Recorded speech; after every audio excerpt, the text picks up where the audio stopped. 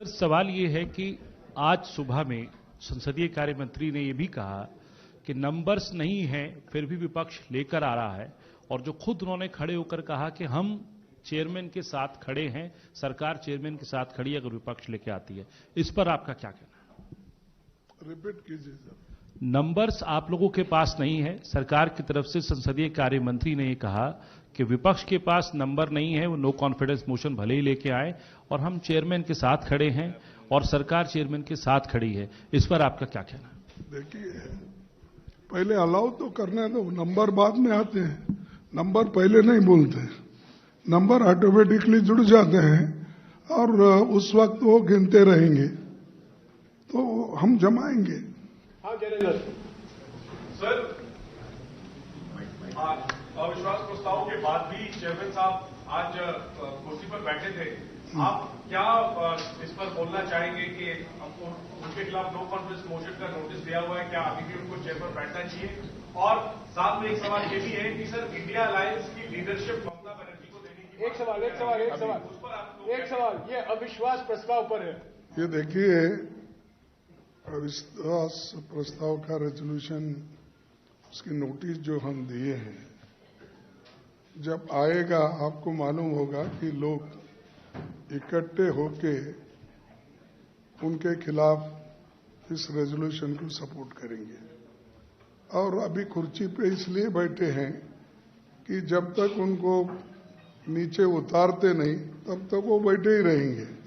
और उनको आदत है कि अगर आप मत बैठो बोले तो भी बैठेंगे, और इसीलिए आप देखते रहेंगे। हम लोग ये पूरा कोशिश यूनाइटेड हमारी जो सभी पार्टी के नेतागण है मिलके कर रहे हैं, इसमें हमको यश मिलेगा। अंबिका, मेरा सवाल है,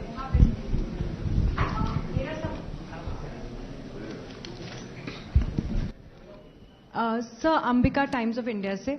हाँ, मेरा सवाल ये है कि ये जो नो कॉन्फिडेंस मोशन की बात चल रही है, पिछले सेशन से चल रही है और it was in the works, but अब क्योंकि 14 दिन भी नहीं बचे हैं, इसको लेके आपका क्या कहना है? बिकॉज आगे का क्या प्रतिक्रिया रहेगा? और क्योंकि बात यही हो रही है कि नंबर्स तक पहुंचने के लिए पहले ये एडमिट 14 डेज का एक बहुत स्टिपुलेटेड वो है, उसको लेके आपका क्या कहना है? देखिए, मैंने पहले ही कहा कि नंबर तो जुड़ जाएंगे, नोटिस हम दिए हैं। आप जो कहते हैं कि 14 दिन का इसको होना चाहिए, अगर ये नोटिस जाने के बाद उनको अगर लगा, क्योंकि उनको भारी बहुमत है इसीलिए वो चाहते हैं कि ऐसे समस्या को जल्दी हल करना है, और वो उसको अगर कंडेम करके ये सस्पेंड करने का अधिकार स्पीकर को या अपने चेयरमैन को है, तो क्योंकि कोई रूल को वो सस्पेंड कर सकते हैं, तो वैसा अगर मौका हमको मिला तो हम प्रूव करेंगे और बताएंगे हमारी संख्या।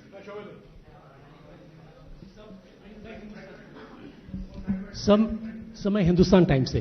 सर, आपने अपने बयान में कहा, खड़गे साहब, कि आपने ये प्रस्ताव जो लाए हैं आप लोग with the sole purpose of safeguarding the constitution.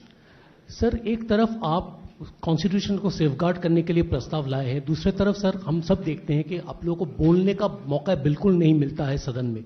तो किस तरह से ये आपकी जो मतलब जिस तरह से आप आगे रूपरेखा क्या होगा, किस तरह से आप इसको आगे ले जाना चाहते हैं? Thank you. हमने यही कहा कि देखो, डेमोक्रेसी को बचाना, लोकतंत्र को ठीक ढंग से चलाने के लिए और कॉन्स्टिट्यूशन के तहत चलने देना चाहिए, यही हमारी सबकी मंशा है। तो इसीलिए तो वो जो कॉन्स्टिट्यूशन से हट के जो काम कर रहे हैं उनको हम ये बताना चाहेंगे, भाई कॉन्स्टिट्यूशन के तहत आपको ये पद मिला है, आपको ये काम करना चाहिए।